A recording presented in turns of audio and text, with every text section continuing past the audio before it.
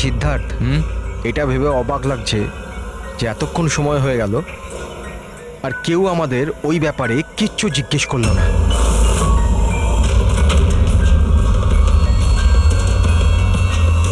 এরকম সময়ও কখনো আসবে না, আমাদের ওপর কেউ সন্দেহ করবেই না। কাশিয়া, খাবার কি তৈরি হবে না আজ? হ্যাঁ ব্যাস 5 মিনিট, অলমোস্ট ডান, রেডি হচ্ছে, ব্যাস হয়ে গেছে। Vikram, come on.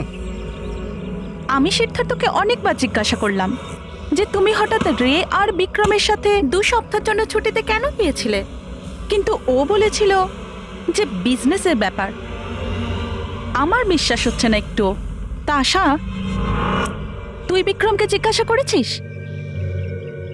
হ্যাঁ জিজ্ঞাসা করেছিলাম, তার এই উত্তর দিল। ও তোকে আবার মেরেছে? তাশা, তোর এটা মনে হচ্ছে না যে বিক্রম মরে গেলে ভালো হয়?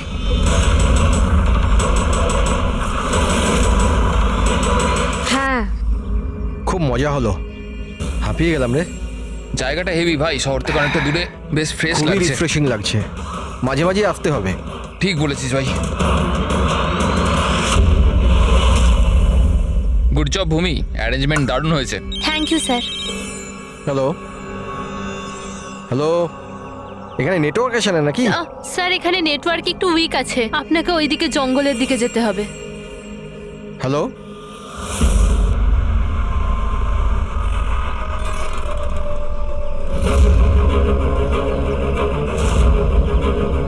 হ্যালো, দূর নেটওয়ার্ক কেন আসছে না? হ্যালো,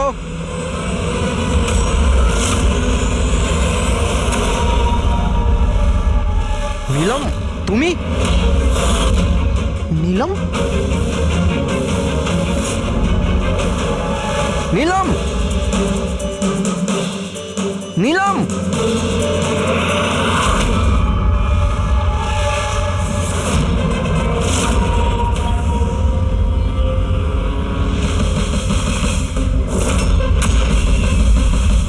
বিক্রম! এখানে নিলামকে কে ডেকেছে? বিক্রম? ও কেন ডাকতে যাবে? কিন্তু ও এখানে কি করে এলো? ওই দেখো নিলাম। নিলাম!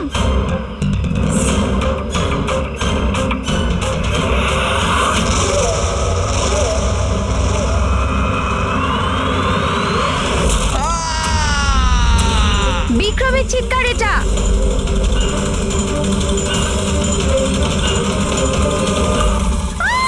বিক্রম!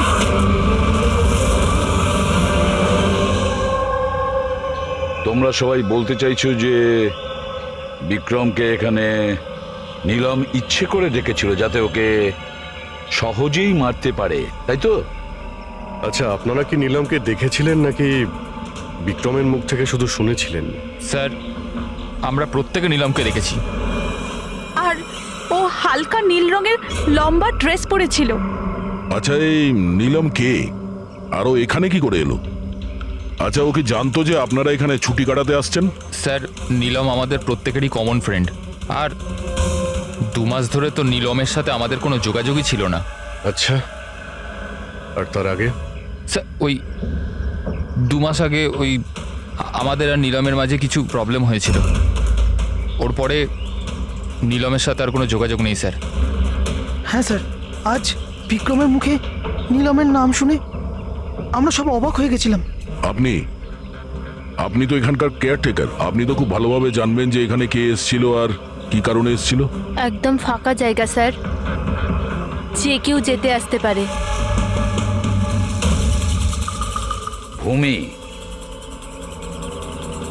তুমি বিক্রমকে জঙ্গলে পাঠিয়েছিলে তো ফোনে কথা বলার জন্য?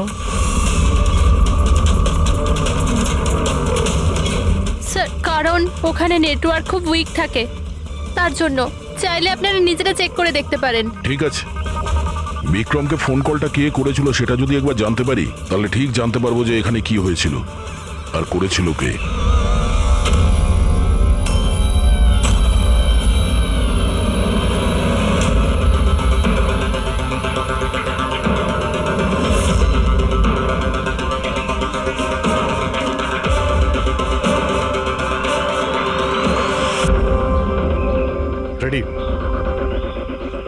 ওঠো। এই নাও।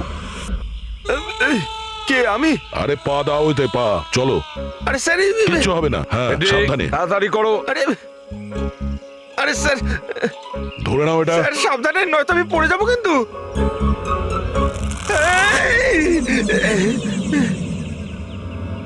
স্যার এরা হয়তো মেয়েটার নাম বলছে, কিন্তু এদের কথায় বিশ্বাস করা একটু মুশকিল। বিক্রমের ওজন প্রায় 70 থেকে 80 কিলো হবে। একটা মেয়ে ওকে কুড়ুল দিয়ে মারার পরে ওর লাশটাকে ফাঁসিতে ঝুলিয়ে দেয়। অদ্ভুত মনে হচ্ছে না স্যার? নীলম? এই নীলমটা আবার কে? কি উদ্দেশ্য থাকতে পারে তার? স্যার বিক্রমের কাছে একটা আননোন নাম্বার থেকে ফোন এসেছিল। সেই নাম্বারটা ট্রেস তো হচ্ছে না, বোধহয় সিম কার্ডটা ডিস্ট্রয় করে ফেলেছে। হ্যাঁ স্যার, ওই ভূমি কেয়ারটেকার, ওর আচরণও কেমন যেন সন্দেহজনক। ঠিক আছে, দেখা যাক। নিলামের সঙ্গে দেখা করি আগে। এক্সকিউজ মি, এটা কি নিলামেরই বাড়ি? হ্যাঁ, এটা নীলমেরই তো বাড়ি, আর আমি ওর মা হই। আপনারা কারা? আমরা সিআইডি থেকে। সিআইডি? বলুন কি ব্যাপার? অ্যাকচুয়ালি পিনাকি ওয়েস্টে একটা ফার্ম হাউস আছে, সেখানে খুন হয়েছে। ওখানে যারা ছিল তারা এটা বলছে যে ওখানে নিলামকে দেখেছিল। কি তাহলে আপনারা এটাই বলতে চান যে নীলম কাউকে খুন করে দিয়েছে, আর আপনারা ওর বাড়িতে ওর সাথে দেখা করতে এসেছেন? হ্যাঁ। নিলাম কোথায়? আসুন আমার সাথে। কোথায়? আপনারা নীলমের সাথে দেখা করতে চান না? আসুন, আমি দেখা করাচ্ছি নীলমের সাথে।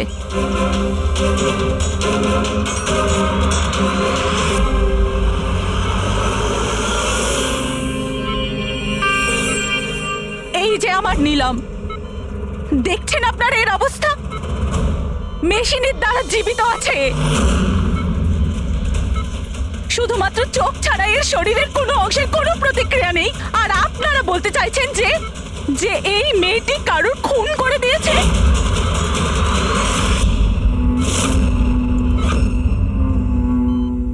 খুন করেছে আমার দিদি? নিলামের এরকম অবস্থা কবে থেকে আর কিভাবে? গত মাস থেকে।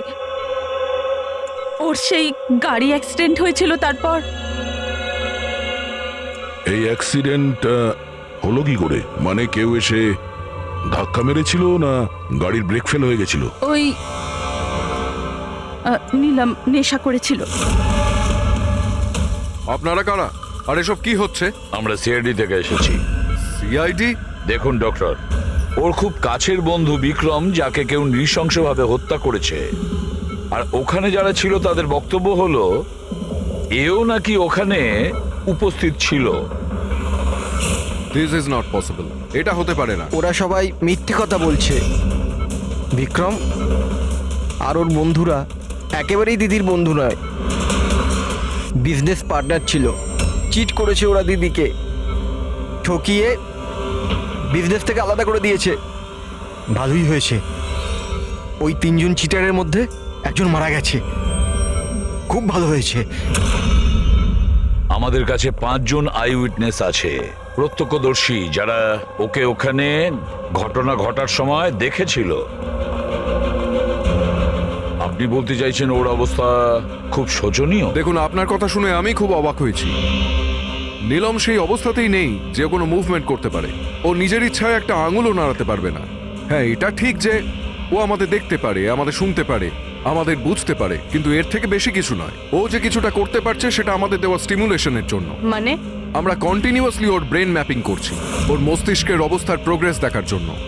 এটা জানার জন্য যে নীলমের শোনার, দেখার, শোয়ার আর স্পর্শ অনুভব করার কতটা ক্ষমতা আছে, যাতে ওর রিকভারি তাড়াতাড়ি হতে পারে।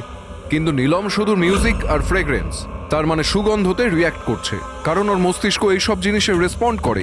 নীলম এই মুহূর্তে একটা প্রাণহীন ফার্নিচারের মতো। ও এখান থেকে নড়তেই পারবে না, কারণ মার্ডার কি করে করবে? বিক্রম নিলামকে দেখেছিল আর ওর পিছু নিয়েছিল। রে, সিদ্ধার্থ আর তাশিয়া, মনিকাও দেখেছিল। এতজন দেখেছে, সবার ভুল হতে পারে, এটা কি করে সম্ভব?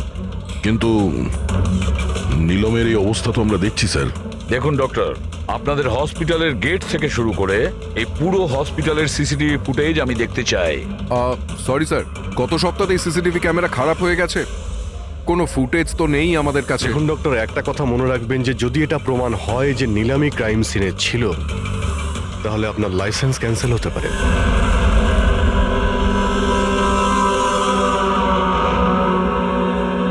এবার ডক্টর সারিকাকে দিয়ে ওর ভালো করে এক্সামিন করাতে হবে। এই পরিস্থিতিতে দুটো ব্যাপার হতে পারে। হতে পারে এই নীলম নাটক করছে, কিংবা ওর মতো দেখতে কেউ আছে, আর এতজনে দেখেছে, সবার চোখে তো আর ফাঁকি দিতে পারবে না। স্যার, আমার মনে হচ্ছে পুরবি আর ফ্রেডিকে একে লক্ষ্য রাখার জন্য এখানেই থাকা উচিত।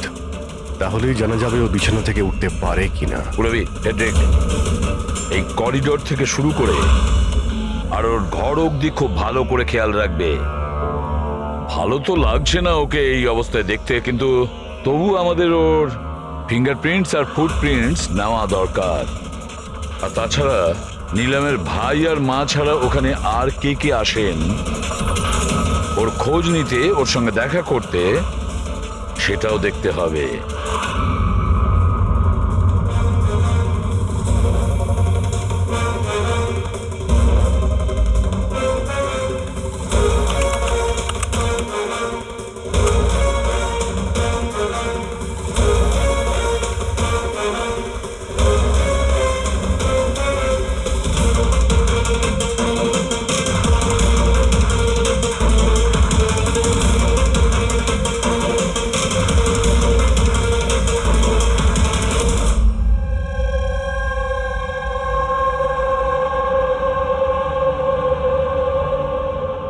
আপনারা সবাই তো নিলামের প্রতিবেশী, তাহলে আপনারা তো অবশ্যই জানবেন যে নিলামের কি কোনো যমজ বোন আছে? না স্যার।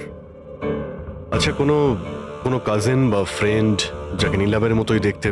স্যার, নীলমকে আমরা ছোট থেকে দেখছি, অনেক বছর ধরে চিনি ওদের পরিবারকে। নীলমের কোনো বোন নেই, শুধু একটা ভাই আছে। আচ্ছা আচ্ছা রাজু, তুমি তো অনেক বছর ধরে এখানে কাজ করছো, তুমি নিশ্চয়ই জানবে। স্যার, নীলম দিদির আত্মীয়দের দেখেছি আমি, ওনার বন্ধুদেরকে আমি চিনি, কিন্তু স্যার এমন কেউ নেই যাকে নীলম দিদির মতো দেখতে। নীলম, ওর জ্ঞান নেই, ও কোমাতে আছে, আর ও তো কিছুই করতে পারবে না। আর রইল বাকি সবাই যারা ওই সময় পিকনিকে প্রেজেন্ট ছিল। বিক্রমকে খুন ওদেরই মধ্যে কেউ করেছে। তবে স্যার, এই দাসিয়া বিক্রমের স্ত্রী, ওর মুখ দেখে মনে হচ্ছে না যে ওর স্বামী মারা যাওয়াতে ওর কোনো আফসোস রয়েছে। কিংবা স্যার নীলমের মা বিদ্যা আর ওর ভাই ঋষভ। স্যার, বিক্রম আর ওর বন্ধুরা নীলমকে বিজনেস থেকে সরিয়ে দিয়েছিল। হতে পারে বদলা নেওয়ার জন্য দুজনে মিলে বিক্রমকে প্রাণে মেরে দিয়েছে। স্যার, সন্দেহর তালিকায় তো এও রয়েছে, এই বিক্রমকে জঙ্গলের দিকে পাঠিয়েছিল স্যার। পঙ্কজ, এই 4 জনের ওপর কড়া নজর রাখো। দেখো গত 48 ঘন্টায় কি করছিল, কোথায় কোথায় গিয়েছিল। স্যার স্যার, আমার একটা ব্যাপার একদম ভালো লাগেনি। কি ভালো লাগছে না ভাই? স্যার, আমি নিজে ওই মেয়েটাকে এক্সামিন করে আসছি, বেচারি নিজের হাতটাও নাড়াতে পারে না, আর আমরা ওর ফুটপ্রিন্টস আর ফিঙ্গারপ্রিন্টস খুনির সাথে ম্যাচ করাচ্ছি। দিস ইজ সারিকা, একটা কথা তুমি খুব ভালো করে মনে রাখবে। তুমি এতদিন ধরে সিআইডিতে কাজ করছো, সিআইডির কাজে কোনো ইমোশনের জায়গা নেই। এখানে সবাইকে সন্দেহ করতে হয়। মনে রেখো, ওই মেয়েটাকে 5 জন লোক ওখানে দেখেছে, বুঝলে? ইমোশনের কি আছে? এক কাজ করো, এই সব ফিঙ্গারপ্রিন্টস যেগুলো পুরবি আমাদের এনে দিয়েছে, আর ওই দড়ি থেকে, কুড়ুল থেকে যে ফিঙ্গারপ্রিন্টস আমরা পেয়েছি, ওগুলো আমি সেভ করেছি। একটু ম্যাচ করে দেখো যদি কিছু পাওয়া যায়।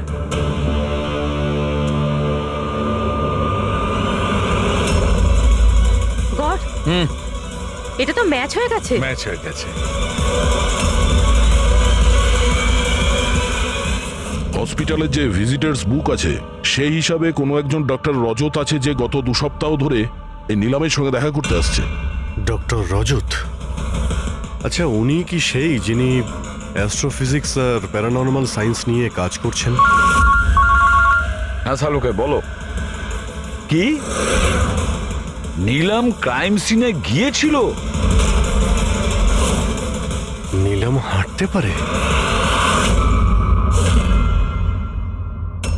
ডক্টর রজত, নিলাম তো চলাফেরা করতে পারে, কারণ ক্রাইম সিনে আমরা যে ফুটপ্রিন্ট আর ফিঙ্গারপ্রিন্ট পেয়েছি সেটা তো ওর সঙ্গে ম্যাচ করে গেছে। তাহলে এই পুরো বিষয়ে আপনার কি রোল? দেখুন, আমি আপনাদের কথা অস্বীকার করছি না। হসপিটালের বেড থেকে নিলাম উঠতে পারে। হ্যাঁ, ওর ফিঙ্গারপ্রিন্টস আর ফুটপ্রিন্টস অ্যাস্ট্রাল প্রজেকশনের সাথে মিলবে কি মিলবে না, that I am not sure. Excuse me, কি বললেন আপনি? Astral, what is that mean? এক minute, astral projection? Are you joking? আমার সঙ্গে মজা করছেন না তো? নীলমের ভাই ঋষভকে আমি বলেছিলাম একটা বিশেষ মিউজিক চালানোর জন্য আর নীলমের পাশে ফুল রাখার জন্য। এই কাজটা ওর মস্তিষ্কে প্রভাব ফেলবে, ওটা তাড়াতাড়ি কাজ করতে থাকবে আর নীলম তাড়াতাড়ি সুস্থ হয়ে যাবে। এখন বুঝতে পারছি যে নীলমের মস্তিষ্ক খুব বেশি পাওয়ারফুল হয়ে গেছে, এতটা যে ও নিজেকে অন্য কোথাও প্রজেক্ট করতে পারে। ও নীলম নয়, ওর অ্যাস্ট্রাল প্রজেকশন। এক মিনিট, আপনি বলছেন যে ওর প্রজেকশন অন্য জায়গায় করতে পারবে? এটা কিভাবে সম্ভব? দেখুন, অ্যাস্ট্রাল প্রজেকশনকে যদি খুব সাধারণভাবে আপনাকে বোঝাই তাহলে সেটা এইভাবে। দেখুন, যেমন মরার পরে মানুষের আত্মা তার শরীর থেকে আলাদা হয়ে যায়, ঠিক একই রকম জীবিত মানুষের চেতনাকেও ফিজিক্যালি বাইরে বের করা সম্ভব। আর যেমন আমি বুঝি যে নীলমের কেসেও এরকমই কিছু হয়েছে। দেখুন ডক্টর রজত, সায়েন্সে এমন কোনো প্রমাণ নেই যাতে এই কথাটা কনফার্ম হতে পারে যে শরীর থেকে আত্মাটাকে বাইরে বার করা যায়। আর আপনার থিওরি অনুযায়ী একটা 40-45 কিলো ওজনের একটা মেয়ে যে কোমায় রয়েছে, সে একজন 85 কিলো ওজনের একটা লোককে দড়িতে ঝুলিয়ে দিয়েছে। তার মানে আপনারা আমার কথা বিশ্বাস করছেন না? তাহলে আপনারাই বলুন, এক হাত পায়ে অক্ষম মেয়ে যে হাসপাতালের বেডে পড়ে আছে, সে একই সময় দুটো আলাদা আলাদা জায়গায় কিভাবে থাকতে পারে? থ্যাংক ইউ ভেরি মাচ, সেটা আমরা খোঁজ নিয়ে নিচ্ছি।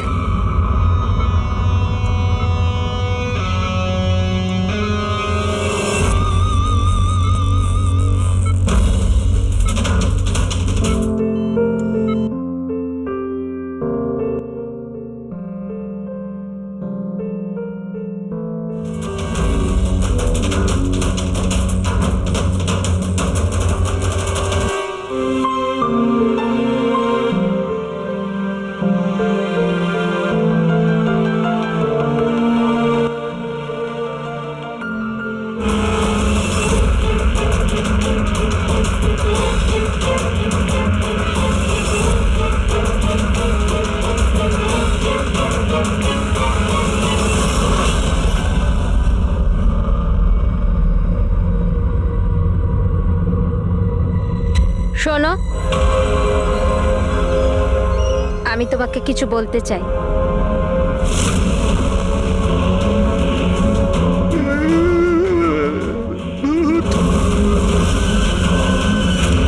আরে, এই মাত্র তো ছিল।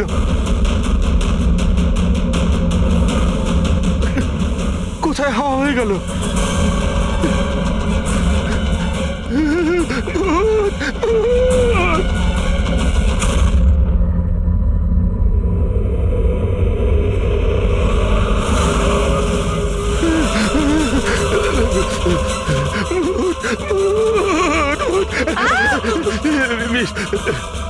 ওখানে ভূত। কোথায়? পুরবি, আমি ওকে নিজের চোখে দেখেছি, ওখানে দাঁড়িয়েছিল। হঠাৎ করে উধাও হয়ে গেল। কিন্তু নিলাম তো এখানেই ছিল, এখান থেকে ওঠেও নি। এই নিলাম একই সময় দু জায়গাতে?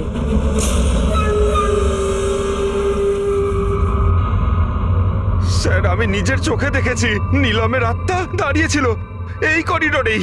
স্যার, ও ওর রুমেই ছিল। ঋষভ মিউজিক অন করে ফুল রেখে শুতে চলে গেছিল। এরকম প্রথমবার হয়নি স্যার, আমি দেখেছি। স্যার, ওর বডি এখানেই থাকে আর ও বাইরে ঘুরে বেড়ায়। দেখলেন, আমি আপনাদের আগেই বলেছিলাম, মিউজিক আর ফুলের জন্য ওর নার্ভের সক্রিয়তা বেড়ে যায় আর সেই অবস্থায় ওর আত্মা শরীরের বাইরে চলে যায়। Astral projection. Astral projection? হ্যাঁ। ঋষভ, ভেতরে যাও, গিয়ে মিউজিক চালাও, যেটা তুমি তোমার বোনকে শোনাও, আর ওই ফুল সেটাও রাখো। হ্যাঁ স্যার। এবারে দেখবো।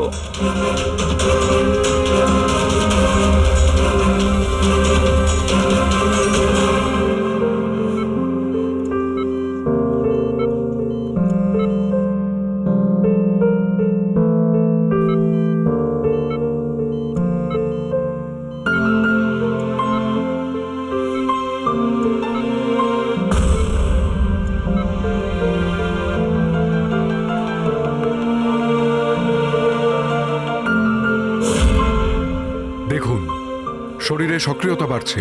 আমি আপনাকে বলেছিলাম না আমি ভুল বলিনি? ঠিক আছে ডক্টর, ওর আঙ্গুলটা নড়াচড়া করছে, কিন্তু ওর অ্যাস্ট্রাল প্রজেকশন কোথায়? শুধু তো আঙ্গুলের রিয়াকশন দেখছি।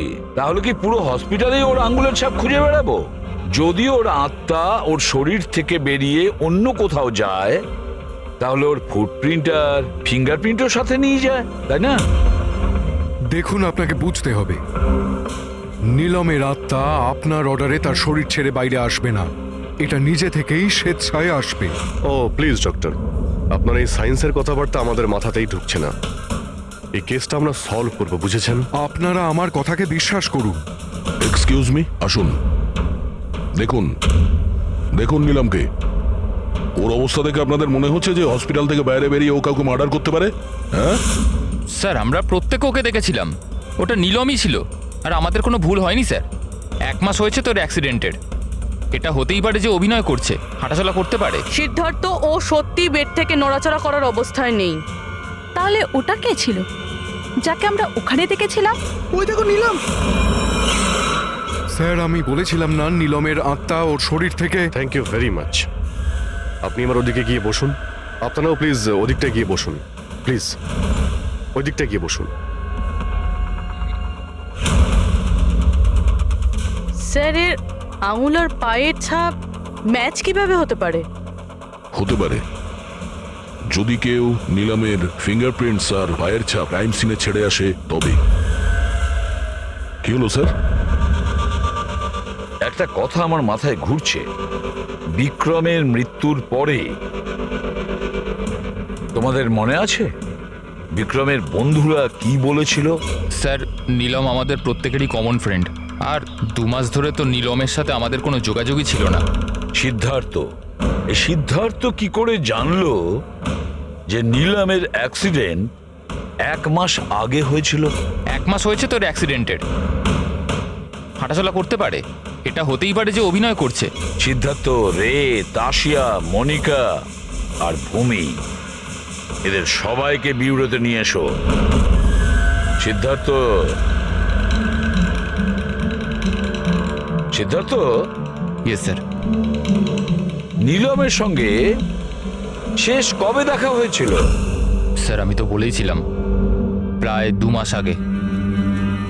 আসলে হয়েছে কি, একটু ভুলে যাই, বয়স হয়েছে তো। 2 মাসের মধ্যে যখন দেখা হয়নি, তাহলে নীলামের অ্যাক্সিডেন্টের ব্যাপারে তুমি কিভাবে জানলে? স্যার, ঠিকঠাক তো মনে নেই, কিন্তু কথায় কথায় বিক্রমই বলেছিল আমাকে।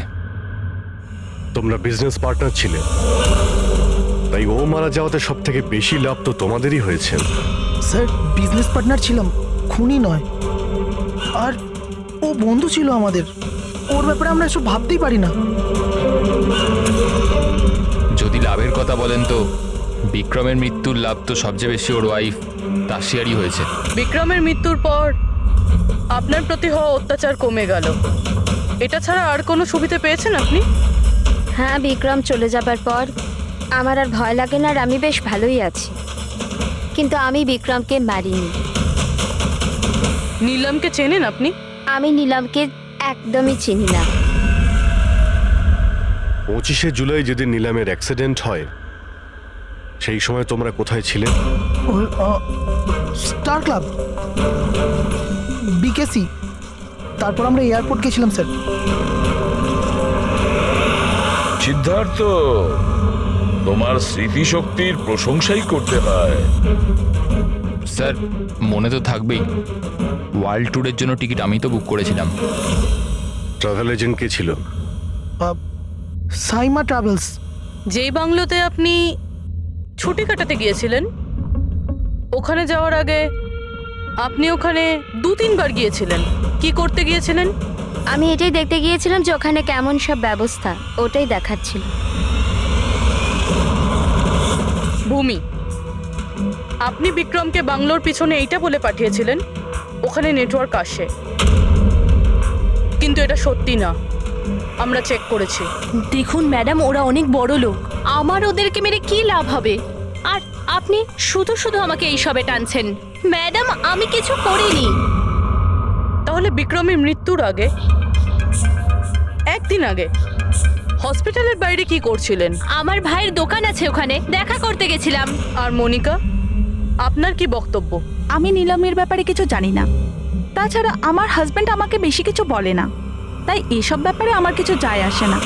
স্যার, এই 5 জনের মধ্যে বিক্রমের খুন যেই করুক, কিন্তু বিক্রমের খুন আর নিলমের যে অ্যাক্সিডেন্ট, এদের মধ্যে কোনো না কোনো সম্পর্ক তো আছে স্যার। রাইট। এটা অ্যাস্ট্রাল প্রজেকশনের ব্যাপার নাকি যমজের, কিন্তু এটা তো শিওর যে এদের মধ্যে কেউ আছে যে নিলামের এই অবস্থার সুযোগ নিচ্ছে। নিলামের অ্যাক্সিডেন্ট পালোমি ব্রিজে 25শে জুলাই হয়েছিল, আর পুলিশ খবর পায় ওই দিন সকালে 4টে থেকে 5টার মধ্যে। এটা খোঁজ নিতে হবে যে ওই 3 জন বিক্রম, সিদ্ধার্থ আর রে 25শে জুলাই কোথায় ছিল, আর কে নিলামের অ্যাক্সিডেন্টের ব্যাপারে প্রথম জানতে পারে। আর হ্যাঁ অভিজিৎ, ওই সাইমা ট্রাভেলস, ওখানেও ভালো করে জিজ্ঞাসাবাদ করো। স্যার। পুরবি, আজকে রাত্রে এই হসপিটালেই থাকো, কিন্তু একটা কথা মনে রেখো, ওই রুমে আজ না কোনো মিউজিক বাজবে, না কোনো ফুল থাকবে। শুধু এটা খেয়াল রাখতে হবে যে নিলামের শরীর থেকে নিলাম বাইরে কিভাবে যায়। বিক্রম, রে, সিদ্ধার্থ, এদেরকে আপনি অবশ্যই চেনেন। ওদের ওয়ার্ল্ড ট্যুরের টিকিট তো আপনিই বুক করিয়েছিলেন না? হ্যাঁ স্যার। স্যার, ওরা খুব অদ্ভুত লোক। স্যার, প্রথমে ওরা দিল্লি যেতে চেয়েছিল, বুকিংও হয়েছিল, কিন্তু হঠাৎ করে বললো যে 3-4 ঘন্টার মধ্যে জোগাড় করে দাও, ওয়ার্ল্ড ট্যুরে বেরোবো। দেখুন, ডিটেলে বলুন আপনাদের কি কথা হয়েছিল। হ্যাঁ স্যার। ওই অ্যাক্সিডেন্টের ব্যাপারে কি করে জানলেন আপনারা? স্যার, সকাল 4টের সময় আমাদের কাছে খবর এসেছিল যে একটা গাড়ি ব্রিজ থেকে নিচে পড়ে গেছে। আমি আমার টিম নিয়ে এখানে পৌঁছই আর ওই মেয়েটাকে গাড়ি থেকে বাইরে বের করি। কিন্তু স্যার, অবাক হওয়ার বিষয় হলো এটাই যে এত ভয়ঙ্কর অ্যাক্সিডেন্টের পরেও মেয়েটার শ্বাস চলছিল। তদন্ত করে কি জানতে পেরেছেন? এটা কোনো অ্যাক্সিডেন্ট ছিল নাকি কেউ জেনে শুনে কাজটা করেছিল? অ্যাক্সিডেন্ট ছিল স্যার। মেয়েটাকে নেশাগ্রস্ত অবস্থায় গাড়িতে পাওয়া গেছে। কিন্তু স্যার, অবাক হওয়ার মতো বিষয় এই যে সিসিটিভি ফুটেজে না মেয়েটাকে দেখা গেছে, না মেয়েটার গাড়িটাকে। ও যে এখানে কি করে পৌঁছলো সেটা কিছুতেই বুঝতে পারছি না। আচ্ছা, অ্যাক্সিডেন্ট তো 1 মাস হয়ে গেছে, কিন্তু এর ফুটেজ তো পেয়ে যাবো। একটা কাজ করো, এই 24 জুলাইয়ের রাতে ক্লাব ভিস্টা থেকে এয়ারপোর্ট যাওয়ার মধ্যে যতগুলো সিসিটিভি ক্যামেরা আছে সবগুলোকে চেক করো। আর হ্যাঁ, ওই হাইওয়েরও নিয়ে নাও যেটা পুলমি ব্রিজের দিকে যায়, যেখানে নিলামের কারের অ্যাক্সিডেন্ট হয়েছিল। স্যার, 25শে জুলাই রাতে বিক্রম স্যার ফোন করেছিল। স্যার, উনি বললেন যে ওনারা 3 জনে ওয়ার্ল্ড ট্যুরে যাবেন, এই জন্য নেক্সট ফ্লাইটেই টিকিট বুক করে দিতে। স্যার, আমার খুব অদ্ভুত লেগেছিল ব্যাপারটা, কিন্তু স্যার ওনার কথা থেকে এটা মনে হচ্ছিল যে কিছু তো একটা গড়বড় চলছে। I see. বুঝতে পারছি না নিলমকে সবাই সব জায়গায় দেখতে পাচ্ছে কি করে, যখন ও নিজের বিছানা থেকেই উঠতে পারছে না। হ্যাঁ স্যার, আমি এখানেই আছি, আর নীলমও আমার চোখের সামনে আছে, ওইভাবে বিছানায় শুয়ে। আর এই নীলমের মতন দেখতে মেয়েটাকেও দেখতে পাইনি, সব কিছু নর্মাল। কামন ইয়ার মনিকা, তোমার কি মনে হয় বিক্রমের মৃত্যুর পর নীলম আমাকে আর রেকে মেরে দেবে? আরে রিল্যাক্স ইয়ার, রে আমার সাথেই আছে, কিচ্ছু হবে না, আমরা বাড়িতেই আসছি।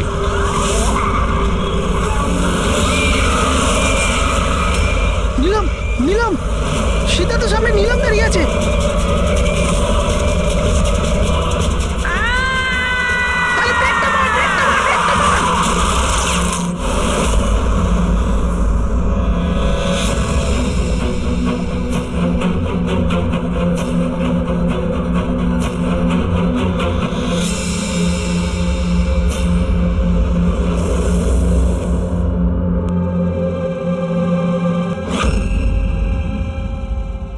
হোটেল থেকে এয়ারপোর্ট পৌঁছতে কমপক্ষে 2 ঘন্টা লাগে।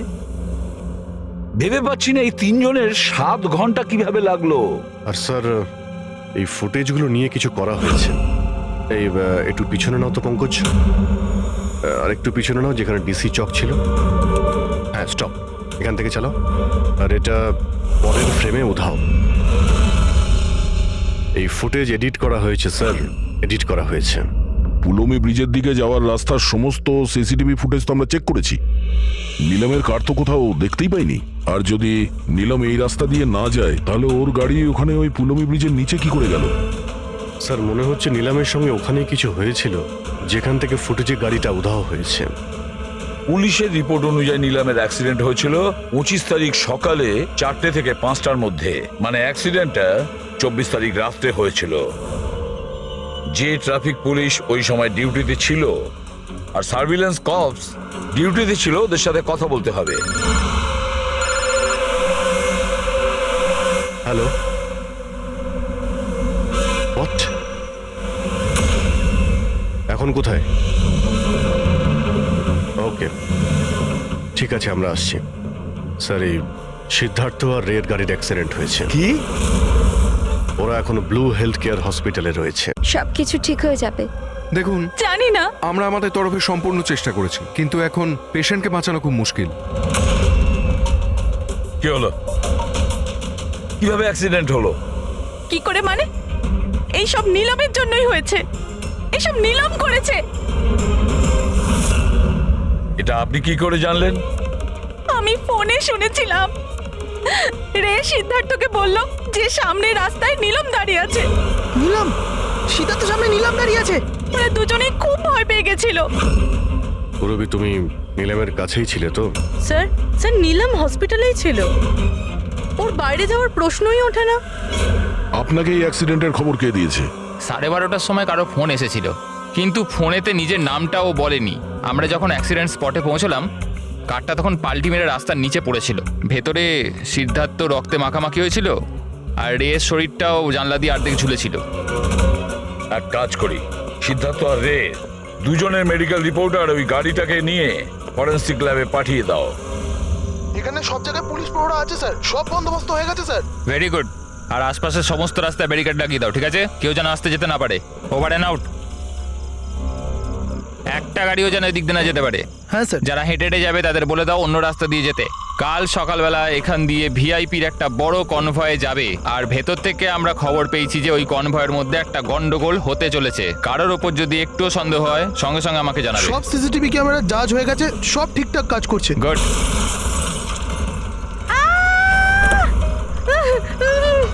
ও my God, oh my God, oh my God, oh my God. I am so sorry, I am so sorry. ওঠো, ওঠো, ওঠো, ওঠো। আমি কিছু করিনি। Get up, get up, please get up. Accident করলেন নাকি? না, আমি কিছু করিনি। He came in front by car. এভাবে কেউ গাড়ি চালায় নাকি? স্যার, এ তো মরে গেছে। মরে গেছে? না না না না না, আমি কিছু করিনি। আরে ম্যাডাম, এই সিসিটিভি ক্যামেরাতে সবকিছু রেকর্ড হয়ে গেছে। এটা চালু আছে? হ্যাঁ চলে এগুলো। এটা কেন চলে? অ্যারেস্ট করো নাকি? Listen listen listen listen listen. Actually আমার হাজবেন্ড যে আছে, he is a very very rich man. টাকার কোনো অভাবই নেই ওনার। তো যদি আপনারা চান তো এই ফুটেজটা ডিলিট করা যায় না? এক minute. Gate up, get up, get up, save some money, gate up please, please get up please. Madam, হ্যাঁ 10 লাখ। 10 লাখ? সিসিটিভি ফুটেজও গায়েব হয়ে যাবে, তার সাথে সব প্রমাণও। আরে এটার থেকে বাঁচতে গেলে এটুকু টাকা তো দিতেই হবে ম্যাডাম। শুধু টাকা নিলেই হবে না, আরো অনেক কিছু নিতে হবে তোমাদের।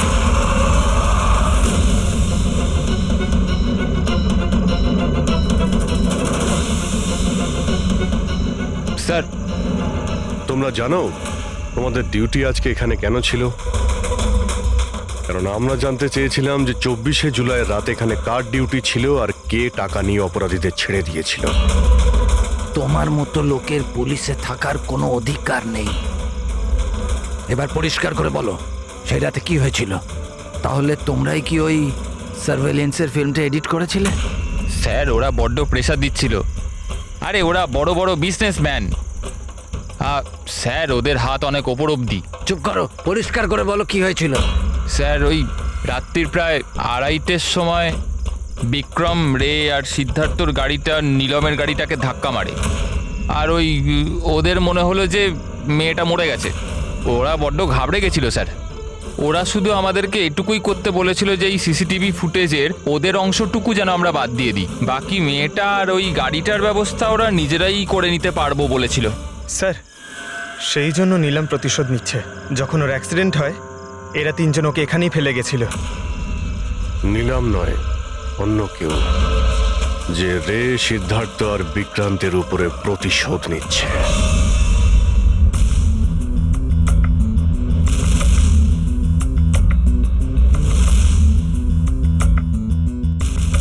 অভিজিৎ, নীলমের শরীর থেকে তার বাইরে যাওয়া পসিবল নয়। অ্যাস্ট্রাল প্রজেকশন, সেটা তো আমরা ধরছিই না। আর পুরবি তো দেখেছে, পুরবি ওখানে ছিল, আর ও তো বলছিল যে নীলম ওখান থেকে নড়েইনি। তাহলে বুঝে উঠতে পারছি না যে সিদ্ধার্থ আর রে এরা দুজনে নীলমকে রাস্তায় কিভাবে দেখলো।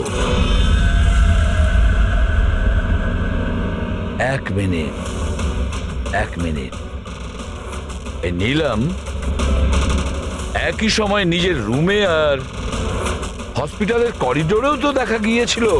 1 মিনিট বস, এই যে গাড়িটা নীলমকে হঠাৎ দেখে ঘাবড়ে গিয়ে উল্টে যায়নি, বরং এই গাড়িটাকে অ্যাক্সিডেন্ট করানো হয়েছে। এত জোরে ধাক্কা মেরেছে যে ওদিকে দরজাটা তো পেরিয়ে গেছে। ইচ্ছে করে জেনে বুঝে কোনো গাড়ির সঙ্গে এটাকে ধাক্কা লাগানো হয়েছে। স্যার স্যার সিদ্ধার্থ আর রের অ্যাক্সিডেন্ট একটাই গাড়িতে হয়েছে, কিন্তু ওদের মেডিকেল রিপোর্টস কিছুতেই ম্যাচ করছে না। কি?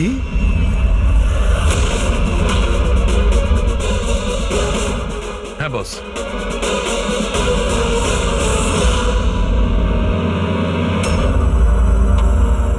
এই পুরো রহস্যটা কি? এটা কি বলতে চাইছে?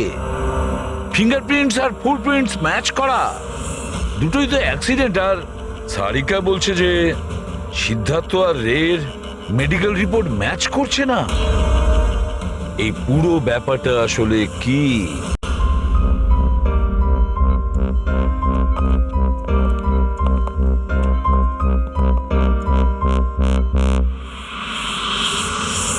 যে বিক্রমকে খুন করেছে আর সিদ্ধার্থ আর রের এই অবস্থা করেছে, এই সব কাজ নীলামের নয়, অন্য কারণ।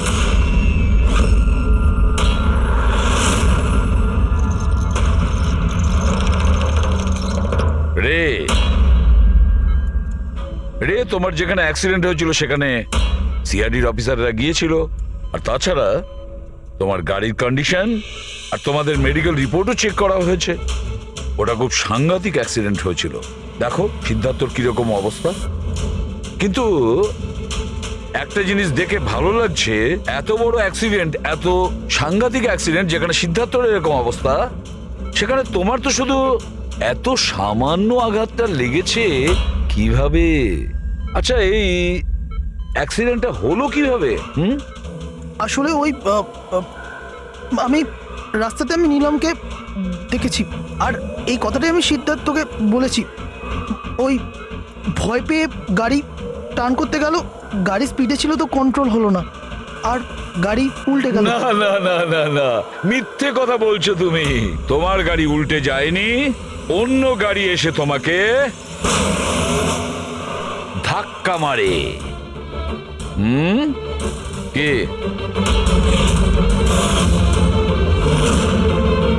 হ্যাঁ স্যার, সিদ্ধার্থকে মারার প্ল্যান আমিই করেছিলাম, আর এতে ভূমি আমাকে সাহায্য করেছিল।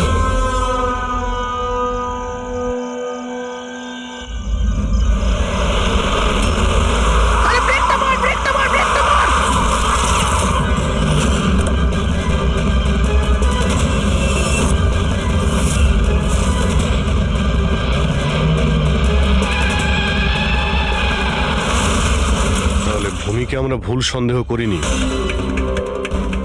আর নীলমের হলোগ্রাম ওটাও তুমি বানিয়েছিলে, তাই তো?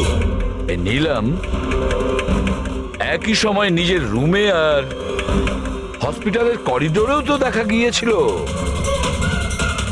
এটা শুধু একটা কারণেই ঘটতে পারে, শুধু একটা কারণে। 3D হলোগ্রাম মানে নিলাম ছিল না, নিলামের ফটো ছিল। হ্যাঁ স্যার, ওই হলোগ্রাম আমি বানিয়েছিলাম, কিন্তু নীলমকে এই অবস্থায় পৌঁছানোর দায়ী আমি নই স্যার।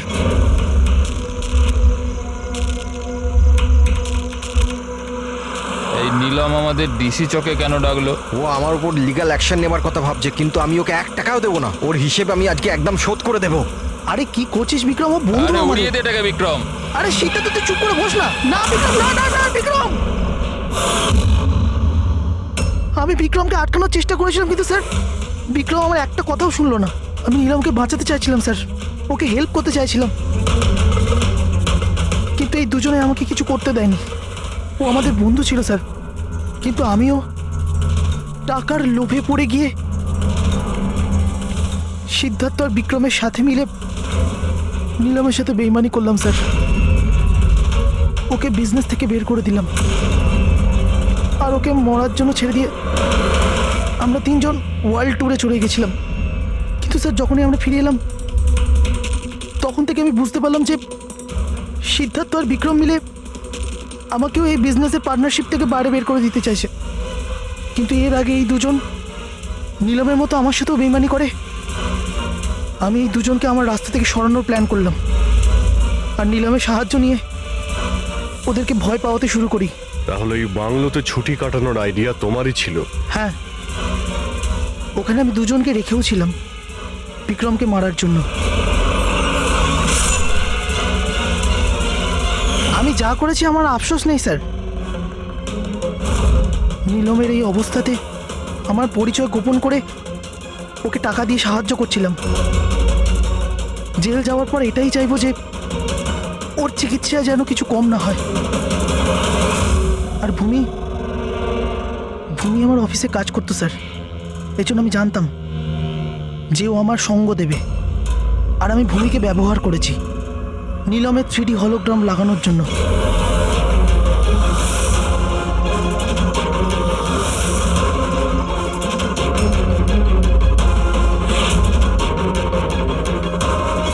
তুমি আর ভূমি যা করেছো সেটা অন্যায়।